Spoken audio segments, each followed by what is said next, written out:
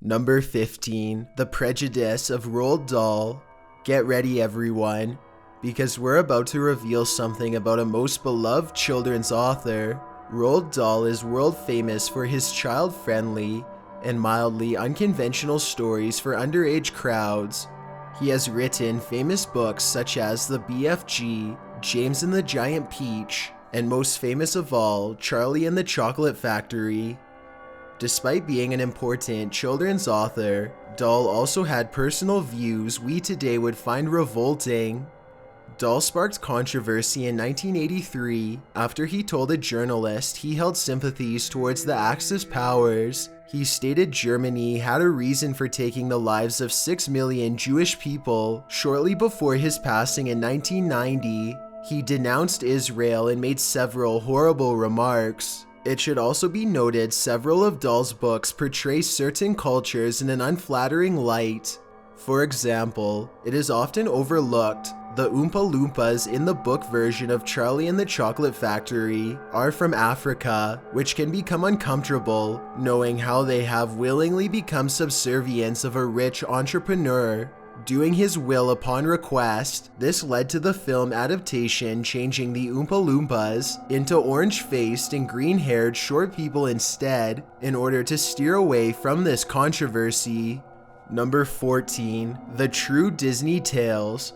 Disney has adapted many fairy tales for the big screen, starting with Snow White in 1937. This is a trend that has continued today, adapting others from Cinderella, Pocahontas, etc. Of course, the Disney Corporation needed to make major rewrites in order to make the stories child-friendly and with happy endings. Much of the stories adapted were from the famous Brothers Grimm tales, which are indeed grim in detail. For example, the original Snow White has the prince taking advantage of Snow White's deep sleep by sleeping with her and even having several children with her before she even wakes. In Cinderella, the executives thought it was best to omit the fact the stepsisters removed their toes in order for their feet to fit the glass slipper. Furthermore, the story of Pocahontas is drastically rewritten. In real life, Pocahontas was forcefully brought back to Britain in order for Rolfe to present the royalty the idea of the civilized savage,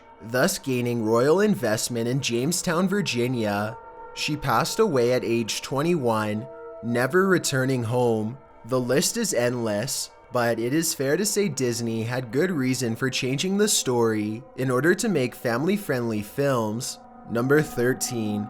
The Fall of Anakin. It's no secret people were severely disappointed with the Star Wars prequel trilogy, whether it be due to the storyline or the acting, or Jar Jar. People have found something to complain about. The Phantom Menace has by far suffered the most criticism for not meeting expectations and relying too highly on computer effects. Young actor Jake Lloyd starred as the young Anakin Skywalker, the boy who would go on to become Darth Vader. What should have been a breakout role turned out to be a nightmare.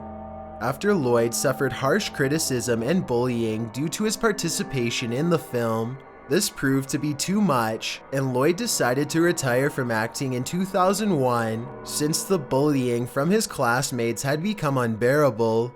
He continued to make appearances at conventions, but told a reporter he did everything he could to prevent himself from being recognized on the street. Due to the backlash, things took a rather sad turn when Lloyd was taken into custody in 2015 for reckless driving and resisting arrest. A year into his sentence, Lloyd was transferred to a psychiatric facility. Lloyd's mother also confirmed he was very aggressive towards her during an episode when he fell off his meds. However, when speaking to media about his transfer, she has reported Lloyd's mental health has improved significantly as a result of treatment, and the two maintain a close relationship. Lloyd's ordeal shows how difficult an actor's life can be away from the cameras, as everyone suffers from their own demons. Number 12. The Struggle of the Blue Ranger. Power Rangers was one of the major franchises during the 90s. While dated today, the show still holds nostalgic value with people, and its campy 90s style still captured people's hearts. One particular favorite was actor David Yost, who played Billy Cranston or the Blue Ranger between 1993 and 1996. Initially, he stated he left the role due to a pay dispute, but in 2010, he came clean to the actual reason he left the series. Yost claims he was subject to ridicule because he was gay, which was still seen as taboo back in the early to mid 90s. Yost stated he was constantly called names on set to his face, and production crew would constantly question the other cast members if they were concerned about David. The torment led him into a deep depression and contemplation of taking his own life, which eventually made him decide to leave the show late into the 4th season. Horrified from the ordeal, he attempted conversion therapy, but this only resulted in a mental breakdown in psychiatric care. After a trip to Mexico, he came to terms with and accepted his orientation. The writers during Yost's tenure on the show have maintained Yost left due to insignificant pay, but have refused to elaborate further. It's sad to discover when a production sees conflict over such issues, especially when the tormentors resort to childish behavior. Number 11. Pee-wee Gets Busted. Pee-wee Herman is a popular character created and performed by Paul Reubens since 1977. Pee-wee was also the main character in several on-screen portrayals, famously Pee-wee's Big Adventure in 1985 and the children's television show Pee-wee's Playhouse between 1986 and 1991. Things took a drastic turn when Reubens was arrested in 1991. Detectives visiting a theater spotted Reubens conducting an act considered indecent exposure. Reubens and Pee-wee became subject of ridicule from the public, and reruns of Pee-wee's Playhouse were cancelled in wake of the scandal. However, Reubens managed to maintain a large amount of support from fellow celebrities and fans. By the time of the 1991 MTV Music Awards, Reubens appeared on stage as Pee-wee, sending the audience into a roar of applause and cheers. For the remaining decade, the scandal died down until Reubens was back in the police spotlight in 2002. Reubens pled guilty to a charge by police and was forced to register as an offender for a short time. Since then, Reubens has kept a mildly low profile, conducting voice acting in cartoons and video games. Number 10. Products of their time. It's common for people to go back and watch the films and TV shows from their childhood. It doesn't matter how young the target audience, adults can have a flood of nostalgia upon watching one of their favorite children's shows. However, as we grow up and mature, we can start seeing various adult-orientated jokes and caricatures far beyond the realm of political correctness. Cartoons from the 40s through the 70s and even 80s have depicted stereotypes of many different groups. A great example is from the Tom and Jerry cartoons, with the character Mammy Two Shoes. In every way, shape, and form, Mammy Two Shoes is made up of stereotypes. For one, she is a housemaid in a wealthy home, and secondly, she speaks in greatly exaggerated lingo. She was written out of the cartoons after 1952's push-button Kitty. MGM Studios even created a censored version of the shorts featuring her, replacing her with a different woman instead.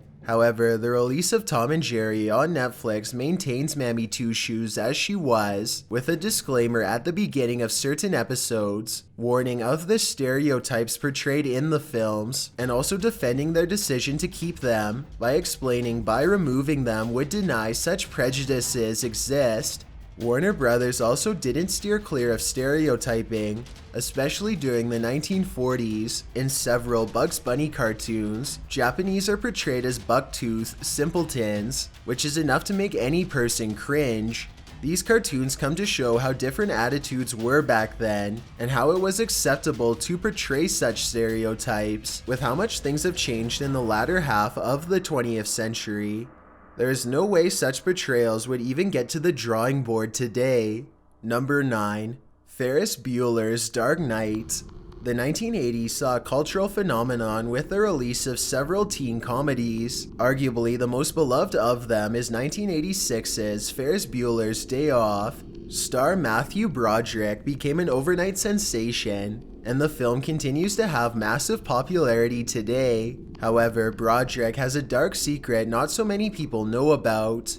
On August 5th, 1987, Broderick was driving through Northern Ireland with Ferris Bueller co-star and then girlfriend Jennifer Grey when he crossed into the opposing lane and then into another vehicle. Occupants Anna Gallagher and Margaret Daugherty passed instantly. Broderick maintains he has no memory of the event and doesn't know why he went into the opposite lane. Authorities in Northern Ireland brought charges and he was facing 5 years locked up. However, he made a plea deal to a lesser charge of careless driving and only had to pay a $175 fine.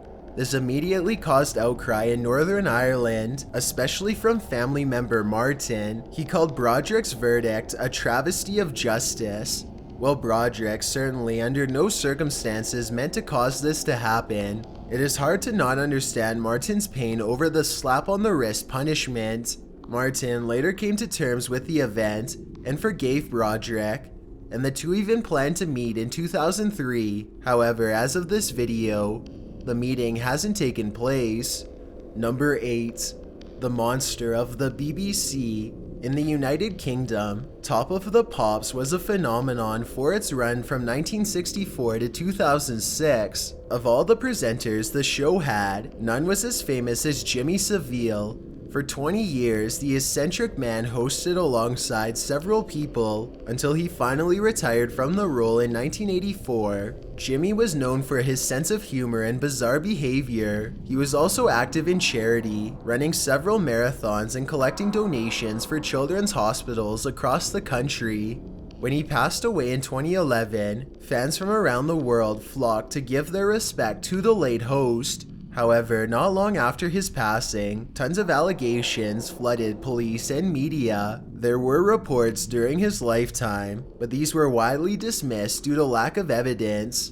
Now, there were hundreds of accusations against him, and mounting evidence of a cover-up conducted by the BBC and others. The Metropolitan Police Service launched an official investigation the year following his passing and came to the frightening number of 589 allegations of his frightening actions. It was also found that he used his high status in the BBC to aid him in finding new people, with members of the BBC shutting down any accusations against him. These people even included children and teens recovering in hospitals he had funded. Jimmy had gone from eccentric Superman to the most prolific serial offenders in British history in a very short amount of time.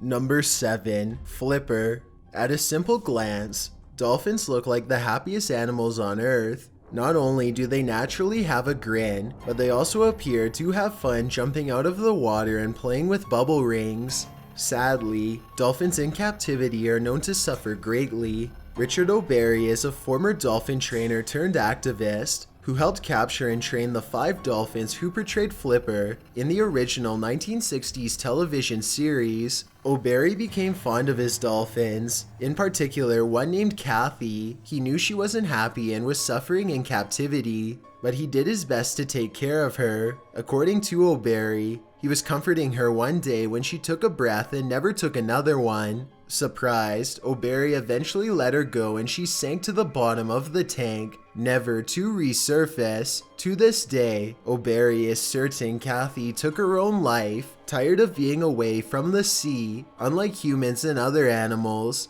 dolphins are conscious air breathers, meaning every breath they make requires conscious effort. Therefore, it appears Kathy purposefully did not take another breath, knowing the consequences of doing so. The experience greatly affected O'Barry, and he turned his back on the profession and turned to activism in preserving the global dolphin population. Number 6. Jeffrey Jones' dirty hard drive. Most can be forgiven for not knowing who Jeffrey Jones is simply by name, but the moment you see his photo, it's guaranteed many of you will know who he is. He is probably best known for playing the principal Edward Mooney in Ferris Bueller's Day Off, as well as Charles Dietz in Beetlejuice. In 2002, Jones fell headfirst into hot water when it was discovered Jones had a collection of photos involving children and had attempted to solicit photos from a 14-year-old boy. He was taken into custody and pled no contest. He received 5 years probation, mandatory counseling, and had to register as an offender. 2 years after this happened, Jones was locked up for failing to register his offender status in Florida, and again in 2010 in California for the same reason. Since then, Jones has kept a low profile and appears to be following the conditions of his sentence. He has also made public appearances without incident, signing autographs, and even appearing with co-star Winona Ryder during a 2011 Tim Burton exhibit. Number 5. Judy from Family Matters. This popular family sitcom lasting 9 years and 9 seasons between 1989 and 1998. Even those who weren't fans of the show will know the character Steve Urkel, the nerdy neighbor of the Winslow family. The character of Judy Winslow lasted 4 seasons and was played by Jamie Foxworth. However, at the end of the show's 4th season, the production's budget was cut, leaving the writers and crew with major decisions to make. Having decided Judy made little contribution to the show, she was written out, with Foxworth being let go from the series. To add insult to injury, the further seasons never explained her sudden departure, and instead moved on as if she never existed at all. Foxworth found the search for acting work difficult, and she was unable to find a steady job. As a way to find work, she began taking jobs in the adult movie industry under the name Crave. She worked in that industry for a couple years before leaving, and it wasn't public knowledge until 2000. Afterwards, she spiraled into depression. She later appeared on Celebrity Rehab in 2008, and became fully committed to going clean after finding out she was pregnant. Today, she is completely clean and a devoted mother to her son. She is working on her memoirs describing her struggles, and it appears she is now in a good place. Number 4. The Not So Wonderful Oz.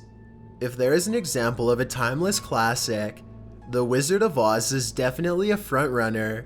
However, despite the bright world portrayed, the set was a completely different story. In short, production was a nightmare and went through 2 directors in a matter of weeks. Furthermore, the Munchkin cast were treated rather poorly, especially in terms of pay. In the 1989 book, The Munchkins of Oz, author Stephen Cox reveals the Munchkins' pay was $50 per week, which today equates to $900. Meanwhile, Toto and her handler earned upwards of $125 per week, which is about $2,100 today. Imagine being told you were being paid less than a dog for your work. However, on the other side, ex-husband of the late Judy Garland claimed in his memoir, the actors who played the Munchkins made Garland's life miserable. Of course, there is also the famous urban legend of a Munchkin seen hanging in one of the scenes, but this has been denied by the surviving cast and crew. For such a child-friendly film, it's horrible to hear about the alleged happenings that went on around set. It comes to prove how difficult the production world is from the world in which the story takes place. Number 3. Humpty Dumpty's Fall. We all know the story. Humpty Dumpty sat on a wall. He had a fall. The king's horses and men couldn't put him back together again. The rhyme has been around for centuries, and even portrayed in picture books and films. In both contemporary and modern depictions, Humpty Dumpty is an anthropomorphic egg, hence why he breaks so easily upon falling. He is also portrayed as such in Lewis Carroll's Through the Looking Glass, where he educates Alice on the subject of semantics. Going a step further, Humpty Dumpty has been used by teachers and professors to explain the second law of thermodynamics. So what's the big surprise with this entry? Well, it will come as a surprise to tell you, in the original rhyme, Humpty Dumpty was not an Eggman. In fact, in real life it wasn't even a living thing at all. The truth is, there is evidence to suggest Humpty Dumpty was in fact a cannon. According to the Colchester Tourist Board, Humpty Dumpty was a large cannon which once rested on the walls of the Church of St. Mary at the Wall. As the story goes, parliamentarians damaged the wall beneath Humpty Dumpty during the siege of 1648, sending it plunging to the ground. Due to the weight of the cannon, The royalists were unable to lift it back up, and it was effectively out of commission. While not proven, the story does have merit. First off, the royalists supported the king, thus being depicted as all the king's men. Second, the rhyme never gives Humpty Dumpty a description, let alone identifying it as an Eggman, or even a human. This is an example of how things can change over time, as generation after generation interprets writings of all forms. Number 2. Those we've lost and sadly forgotten. It's hard to imagine there are stars out there we love, but we do not know their names, and worse, so we're unaware they passed away. The first example is of Judith Barcy, initially appearing in commercials. Barcy later appeared in television shows and films, including guest roles on Punky Brewster and Cheers. Her most famous role was the voice of Ducky in The Land Before Time, and Anne Marie in All Dogs Go to Heaven. Sadly, her career was cut short. Barcy's father was a drinker and would become severely angry. After Barcy's mother began divorce proceedings against her husband, he reached his breaking point and took the lives of his wife and child before taking his own. The cast and crew of Land Before Time and All Dogs Go to Heaven were devastated, especially considering the fact Barcy was only 10 years old when it happened. Both films were released after her passing, and were both dedicated in her memory. The actor who portrayed the child Grinch in How the Grinch Stole Christmas is a double whammy. Surprisingly, at the time of his portrayal in the movie, he was 18 years old, but anyone would be forgiven for believing otherwise. Evans was born with dwarfism and only grew to 3 feet 2 inches tall. On August 5th, 2002, Evans was rushed to the hospital, suffering from complications related to a heart condition. During an operation to correct the problem, he passed away. Strangely, his character for the soap opera, Passions, passed away on the show the exact same day. The last one we will talk about is the Canadian children's show Caillou. The titular character was voiced by actress Jacqueline Linetsky from 2000 to 2003. Her time on the show was cut short after her and her mom lost control of their van and ran into a semi-truck. Both Linetsky and her mother passed instantly. She was only 17 years old. There are plenty more people we can discuss, but this should give you an idea of the things we are unaware of, even though these individuals were part of famous films from our childhood. Before we get to number 1, my name is Chills and I hope you're enjoying my narration. If you're curious about what I look like in real life, then go to my Instagram at DylanIsChillinYT and tap that follow button to find out. I'm currently doing a super poll on my Instagram. If you believe ghosts are real, then go to my most recent photo and tap the like button. If you don't, DM me saying why. When you're done, come right back to this video to find out the number 1 entry. Also, follow me on Twitter at YTChills because that's where I post video updates. It's a proven fact that generosity makes you a happier person. So if you're generous enough to hit that subscribe button and the bell beside it, then thank you. This way you'll be notified of the new videos we upload every Tuesday and Saturday. Number 1. Walt Disney's Facade. The man is truly a legend. Walt Disney created the most popular and beloved children's entertainment the world has ever seen. Today, the name Disney is synonymous with happiness and fun. Despite his achievement and innovation in animation, Disney can't be considered a saint. While not fully proven, there have been rumors surrounding him claiming he was prejudiced towards Jewish people, which is hard to counter considering he attended meetings of the German-American Bund. He also hosted German filmmaker Leni Riefenstahl, granting her a tour of Disneyland and the Disney Studios. Furthermore, it's hard to ignore the portrayals of ethnicities in his cartoons, specifically African Americans, and let's not get started on other ethnicities as we'll be here all day. Something particular that is hard for Disney supporters to deny or defend of Disney is his staunch views of women. Ward Kimball, an associate and friend of Disney, once said he didn't trust women or cats.